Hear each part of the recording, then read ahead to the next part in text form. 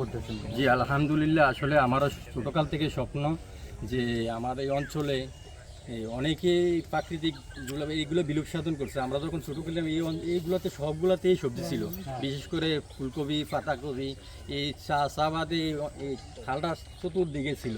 এখন আস্তে আস্তে এগুলো বিলুপ্ত সাধন হয়, কারণ একমাত্র আমিই ধরে রেখেছি।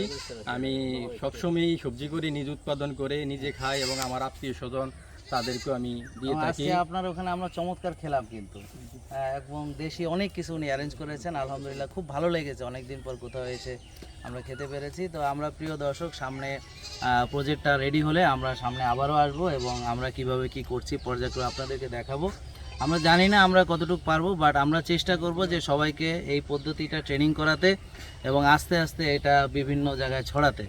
এই কারণে আমি এসেছি সেই ঢাকা থেকে। তারপর আমাদের প্রফেসর নিসারুল আহমেদ এখানে এসেছেন। চেয়ারম্যান সাহেব যদি একটু আমাদের, জি আসসালামু আলাইকুম, যে একটু যদি এদিকে আসেন আপনি প্লিজ। ওই আপনার ইয়াটা দেন, চেয়ারম্যান সাহেবের একটা বক্তব্য আমরা পেয়ে যাবো আশা করতেছি। সাবজেক্টটা বুঝলাম না, আমি বুঝাই বলতেছি আপনাকে। আচ্ছা, সাবজেক্টটা হচ্ছে আমাদের এলাকার চেয়ারম্যান এখানকার, সাবজেক্টটা হচ্ছে আমরা চাচ্ছি যে প্রাকৃতিকভাবে শাকসবজি, হাঁস মুরগি, গরু ছাগল, তারপর চাইলে ধান, তারপর অন্যান্য যা কিছু সম্ভব একদম কোনো রকম কেমিক্যাল ফার্টিলাইজার, কোনো রকম কেমিক্যাল পেস্টিসাইড দেওয়া ছাড়া প্রাকৃতিকভাবে যেন এই কৃষিটা আমরা করে মানুষের সামনে তুলে দিতে পারি। এইটা হচ্ছে।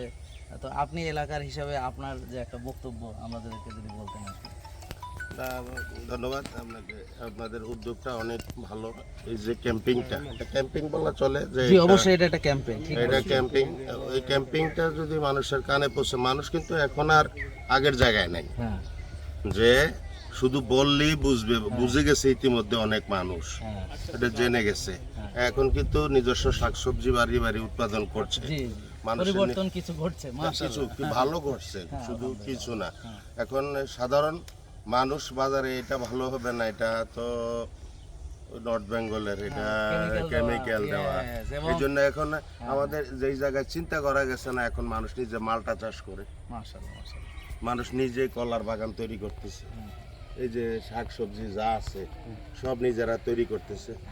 তবে আমাদের মধ্যে যারা উৎপাদন করে, কমার্শিয়ালি যারা উৎপাদন করে, তাদের একটা প্রবণতা আছে যে টমেটোটাতে একটু রং দিয়ে যদি কাঁচাটা পাকাই, এটা আবার কৃষকও আবার যে যা লঙ্কা সে হয় রাবণ, ভালো দিয়ে কিন্তু শুরু করলে আবার প্রফিটের যখন চিন্তা আসা যায় তখন সে আবার বিভিন্ন কৌশল অ্যাপ্লাই করা শুরু করে। এই জন্য আমাদেরকে বুঝতে হবে যে আমরা মরণ ফাঁদের থেকে একটু দূরে। আলহামদুলিল্লাহ, এটা মরণ ফাঁদ। আলহামদুলিল্লাহ, এটা এখন এই যে একজন চেয়ারম্যান সাহেব এলাকার, উনি এইভাবে যদি বলেন সবাইকে, তাহলে এলাকার মানুষ সচেতন হবে, আস্তে আস্তে মানুষ প্রাকৃতিক দিকে আসবে এবং সবাই চেষ্টা করবে যে নিজেই উৎপাদন করতে। আর আমরা হচ্ছে এটা টেকনোলজি দিয়ে আপনাদেরকে সহযোগিতা করবো। আপনাকে অনেক ধন্যবাদ।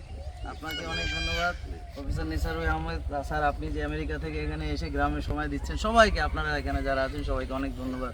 আসসালামু আলাইকুম ওয়া রাহমাতুল্লাহ।